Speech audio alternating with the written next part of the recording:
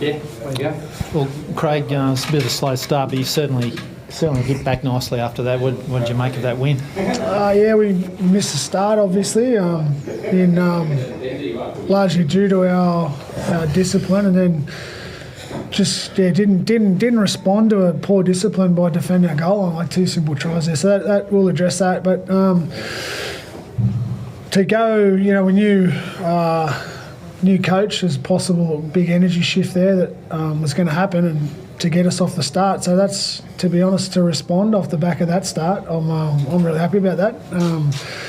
Not happy about letting teams off the hook consistently, but I'm also I know we're addressing some parts of our game, and we're moving in the right direction. And when it all gets put together, I feel like we're moving in the right direction. It's been inconsistent of late, so I see us when we get it together, and I know what we're after. I know what we're trying to achieve, but we're still letting people off the hook.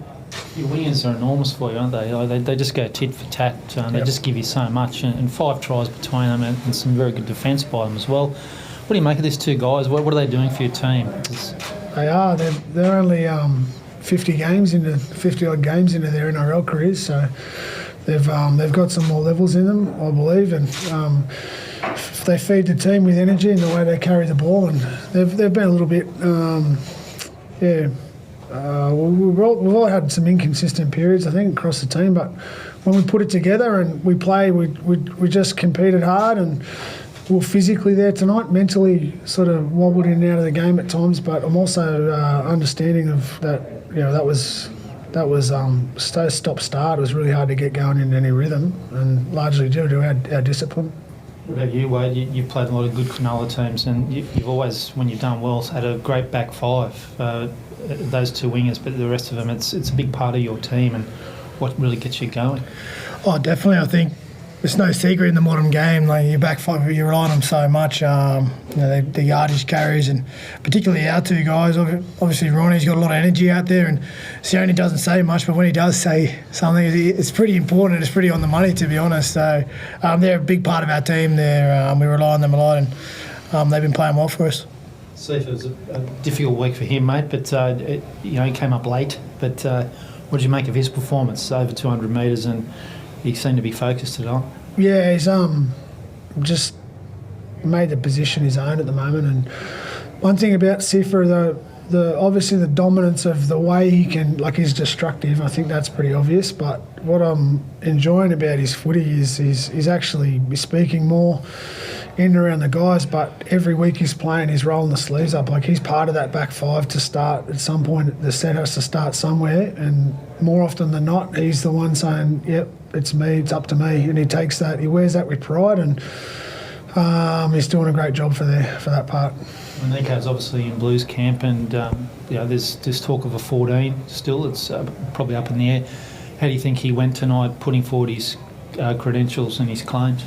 Yeah, great. He's ready for that. If the opportunity comes his way, and it'll make him grow further as a player. Again, Nico hasn't played 50 games yet in the NRL, so he's moving along with a large portion of the team in the right direction, I feel. And he already come back after not playing, taking the lessons out of the camp and being around the players of that calibre, and then to first-hand watch the game, and he understands that he wants to be a part of that, and he's going to fight for that.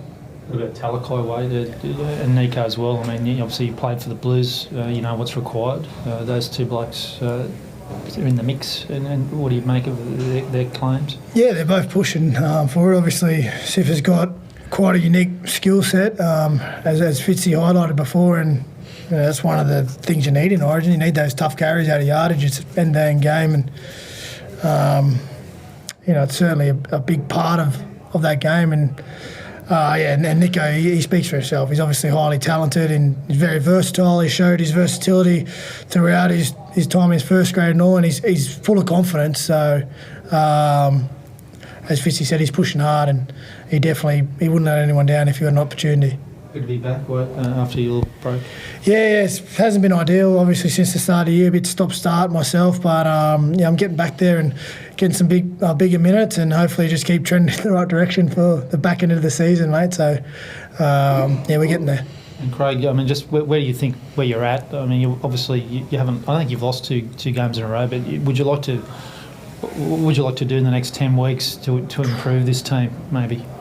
Just reduce the difference between our best and worst. It's like that's the consistency level. Like if we, we're slightly. I think we push so hard in certain areas and overdo it, and that and our discipline. If we can iron that out, and we're just trying to get better at the game management, the game control.